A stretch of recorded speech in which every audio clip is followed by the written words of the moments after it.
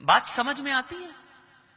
ایک صاحب حیثیت شخص یہ بات کہہ رہا ہے کہ یہ زمین ہم آپ، اچھا انہوں نے یہ بھی کہا کہ ہم اس زمین کو نذر کرتے ہیں اور اس کے بدلے مدینے کا جو فلاں باغ ہے ہمارا، وہ باغ ہمیں ان بچوں کے نام کیے دیتے ہیں. یعنی آپ صلی اللہ علیہ وسلم کی جو خواہش ہے اس زمین کی، تو میں نذر کر دیتا ہوں اور ان بچوں کی حق تلفی نہ ہو، لہذا فلاں باغ بچوں کے نام کر دیتا ہوں. بات تو سمجھ میں آتی ہے، کوئی غلط بات تو ہے نہیں اس میں. لیکن امت کو یہ پیغام دینا تھا کہ بڑوں کو اس بات کا حق نہیں ہے کہ اپنی مرضی سے یتیموں کے مال پہ کوئی فیصلہ کر دے. آپ نے ارشاد فرمایا کہ نہیں، میں اس زمین کو قیمتاً لوں گا. اگر اس زمین کی قیمت مقرر کی جائے، اگر اس کی نیلامی کی جائے تو اس کی کیا قیمت ہوگی؟ آپس میں صحابہ کرام میں مشورہ ہوا تو یہ طے پایا کہ 10 دینار اس زمین کی قیمت ہونی چاہیے. حضرت ابوبکر صدیق رضی اللہ تعالیٰ عنہ کو حکم ہوا کہ 10 دینار اس کی قیمت ادا کی جائے، اور 10 دینار میں وہ زمین کا ٹکڑا لیا گیا جہاں مسجد نبوی کی تعمیر ہوئی.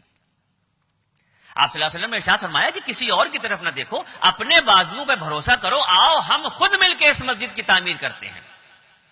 اور دنیا کے نقشے پہ سب سے پہلا آرکیٹیکٹ نمایاں ہوا کہ آپ صلی اللہ علیہ وسلم نے خود اس کا نقشہ بنایا.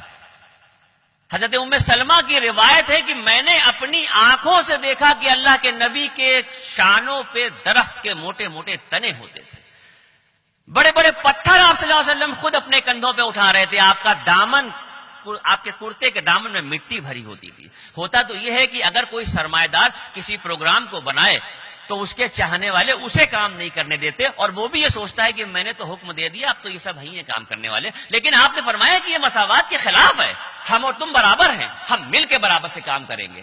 ایسی اعلیٰ مرتبت شخصیت جسے دونوں جہان کا مالک کہا جاتا ہے، وہ کرتے کے دامن میں مٹی اٹھا اٹھا کے لا رہے ہیں. کندھوں پہ بڑے بڑے پتھر ہیں اور بڑے بڑے درخت کے تنے ہیں، اور رجز کے اشعار گاتے ہوئے مسجد نبوی کی تعمیر کی جاتی ہے. اس زمانے میں پورے مدینے شہر کی آبادی جتنے حصے میں تھی، اس زمانے میں پورے مدینے شہر کی آبادی جتنے حصے میں تھی، آج اتنے حصے میں صرف مسجد نبوی ہے.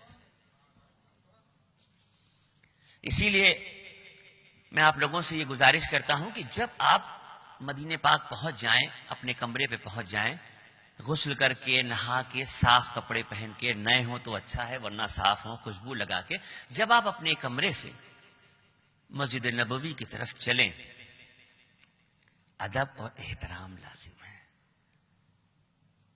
ہر راہ کو دیکھیے الفت کی نظر سے، ہر راہ کو دیکھیے الفت کی نظر سے، شاید کہ وہ گزرے ہوں اسی راہ گزر سے.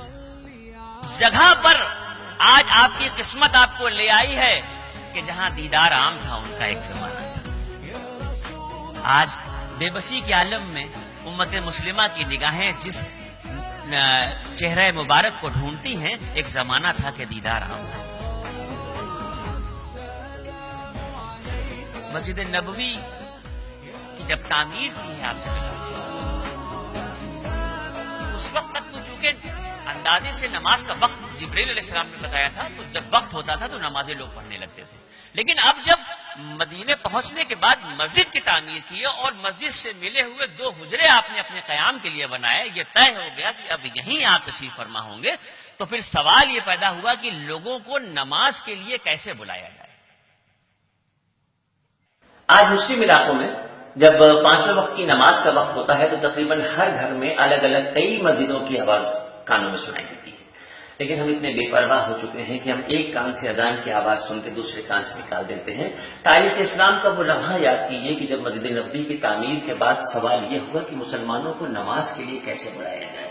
اللہ کے نبی سرکار دو عالم صلی اللہ علیہ وسلم نے تمام کے تمام صحابہ کرام کو جمع کر کے مشورہ کیا. اس موقع پر الگ الگ لوگوں نے اپنی باتیں کہی. جب نماز کا وقت ہو تو آگ جلائی جائے. آپ نے کہا کہ نہیں، یہ تو مجوسیوں کا طریقہ ہے. کسی نے کہا کہ ڈھول بجایا جائے. آپ نے کہا کہ نہیں، یہ تو یہودیوں کا طریقہ ہے. کسی نے کچھ کہا، کسی نے کچھ کہا. سب نے اس زمانے میں جو چلن چلتا تھا اس کے اعتبار سے الگ الگ مذہب کے جو لوگ کرتے تھے وہ باتیں بتائیں. لیکن آپ نے اس وقت کسی بات کو پسند نہیں کیا. تو جب اس وقت کوئی بات طے نہیں ہوئی تو یہ طے ہوا کہ بلال اونچی آواز والے ہیں، جب نماز کا وقت ہو تو مدینے کی ان گلیوں میں جہاں اہل ایمان بستے ہیں الصلاۃ جامعۃ کا نعرہ لگائیں۔ تو حضرت بلال کا یہ معمول ہوا کہ اس وقت کے بعد سے جو نماز کا وقت ہوتا تو وہ مدینے کی گلیوں میں جاتے اور الصلاۃ جامعۃ کا نعرہ لگاتے کہ آؤ نماز کے لیے آ جاؤ۔ اس بات کو 2 یا 3 دن گزرے تھے، صرف 2 یا 3 دن گزرے تھے، فجر کی نماز سے کچھ پہلے کا واقعہ ہے۔ عبداللہ ابن زید انصاری اور فاروق اعظم فجر کی نماز کے لیے اپنے اپنے گھروں سے مسجد نبوی کی طرف چلتے ہیں تیز قدموں کے ساتھ۔ عبداللہ ابن زید انصاری اللہ کے رسول کی خدمت اقدس میں حاضر ہوتے ہیں اور کرتے ہیں کہ یا رسول اللہ، میں کچھ سویا کچھ جاگا سا تھا کہ میں نے ایک عجیب سا خواب دیکھا۔ میں نے خواب دیکھا کہ ایک شخص ناقوس بیچ رہا ہے۔ میں نے اس سے پوچھا کہ کیا تم نے بیچ رہے ہو؟ اس نے کہا میں بیچ رہا ہوں۔ میں نے کہا ایک میرے ہاتھ بیچ دو۔ تو اس ناقوس بیچنے والے نے پوچھا کہ تم یہ کیوں خریدنا چاہتے ہو؟ عبداللہ ابن زید انصاری نے کہا کہ ہم اسے بجا کے مسلمانوں کو نماز کے لیے بلانا چاہتے ہیں۔ یہ موقع تھا کہ اس ناقوس بیچنے والے نے کہا کہ کیا میں تمہیں اس سے کوئی بہتر صورت نہ بتاؤں؟ اور پھر اس نے پورے کلمات اذان سنا دی۔ یہ موقع تھا کہ حضرت عمر فاروق کی زبان سے نکلتا ہے کہ یا رسول اللہ، بلا مبالغہ یہی خواب میں نے بھی دیکھا۔ اور اس خواب کے واقعے کے دوسرے دن جبرائیل علیہ السلام اللہ رب العزت کی بارگاہ سے اذان کے یہی کلمات لے کے آئے، اور اس دن یہ طے ہو گیا کہ قیامت تک مسلمانوں کو نماز کے لیے بلانے کے لیے اذان کے یہ الفاظ ہوں گے۔ اور اس وقت یہ ہوا کہ بلال اونچی آواز والے ہیں، ان کو اذان کے کلمات یاد کرا دیے جائیں۔ عبداللہ ابن زید انصاری سے یہ حکم دیا گیا، اور پھر چشم فلک نے وہ منظر دیکھا کہ حضرت بلال اللہ کے رسول کے حکم پہ مسجد نبوی کی دیوار پہ کھڑے ہوئے، اور پہلی مرتبہ مؤذن بارگاہ نبوی کی زبان سے اذان کے کلمات فضاؤں میں گونجے۔ آپ صلی اللہ علیہ وسلم نے ارشاد فرمایا کہ قیامت کے دن اذان دینے والوں کی گردنیں اٹھی ہوئی ہوں گی، ان کے چہرے چمک رہے ہوں گے۔ یعنی اذان دینے والے کا، مؤذن کا یہ مرتبہ ہے کہ قیامت کے دن اذان دینے والوں کی گردنیں اٹھی ہوئی ہوں گی، ان کے چہرے چمک رہے ہوں گے۔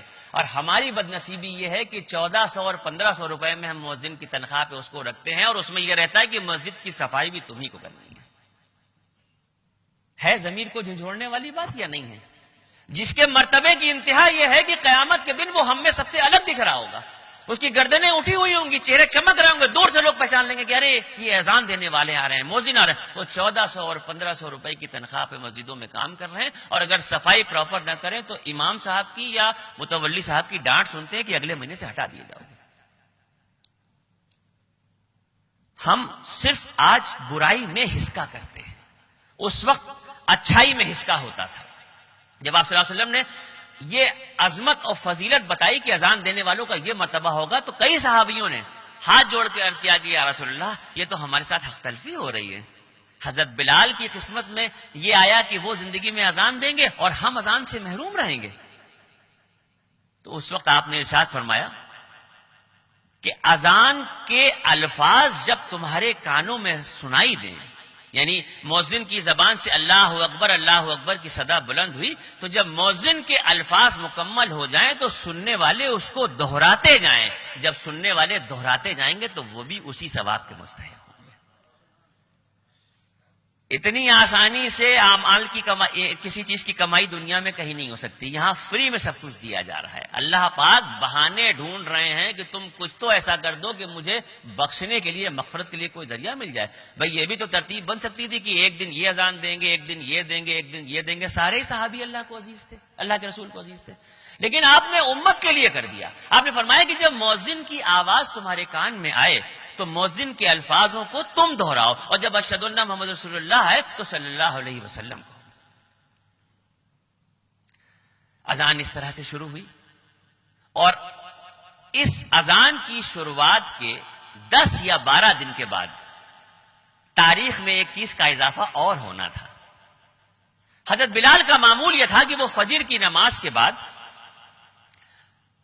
مسجد نبوی کی دیوار سے اترتے اور اللہ کے رسول کے حجرہ مبارک کے باہر آ کے کھڑے ہو جاتے، اور چند لمحوں میں اللہ کے نبی اپنے حجرہ مبارک سے تشریف لاتے. حضرت بلال پروٹوکول کی حیثیت سے آپ کے ساتھ ساتھ مسجد نبوی میں آتے اور یوں جماعت ہوتی. چند روز گزرے ہوں گے اذان کے بعد کہ ایک دن حضرت بلال فجر کی اذان کے بعد دیوار سے اتر کے اللہ کے نبی کے حجرہ مبارک کے باہر آ کے کھڑے ہوئے اور جتنے وقفے میں جتنی دیر میں آپ صلی اللہ علیہ وسلم باہر تشریف لے آتے تھے اس سے کچھ زیادہ کا وقت گزرا.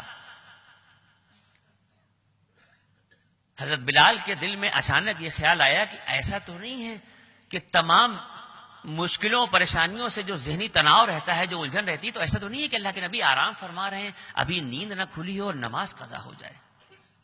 یہ بڑا اچھا خیال تھا کہ اللہ کے نبی کی نماز نہ قضا ہو. لیکن اگر ہم میں سے کوئی ہوتا حضرت بلال کی جگہ پہ تو ہم لوگ وہیں سے آواز دیتے یا رسول اللہ آ جائیے, اذان کا وقت ہو گیا, اذان ہو گئی, نماز قضا ہو جائے گی. وہاں لمحہ لمحہ احترام لازم تھا. وہاں یہ پتا تھا کہ ہم کس عظیم شخصیت کے ساتھ کھڑے ہیں اور کس سے گفتگو کر رہے ہیں. لہذا ادباً احتراماً حجرہ مبارک کے باہر انتظار کرنے کے بعد حضرت بلال کی زبان سے اچانک نکلا الصلاۃ خیر من النوم, سونے سے بہتر ہے نماز. ابھی یہ جملہ ادا ہو ہی رہا تھا کہ مسکراتے ہوئے آپ صلی اللہ علیہ وسلم اپنے حجرہ مبارک کا پردہ اٹھاتے ہیں اور باہر تشریف لاتے ہیں, حضرت بلال کو دیکھتے ہیں اور مسکرا کے کہتے ہیں کہ فجر کی اذان میں اس فقرے کو بھی شامل کر لو. اب قیامت تک اذان کے الفاظ میں کسی کو پھیر بدل کرنے کی کوئی اجازت نہیں ہے.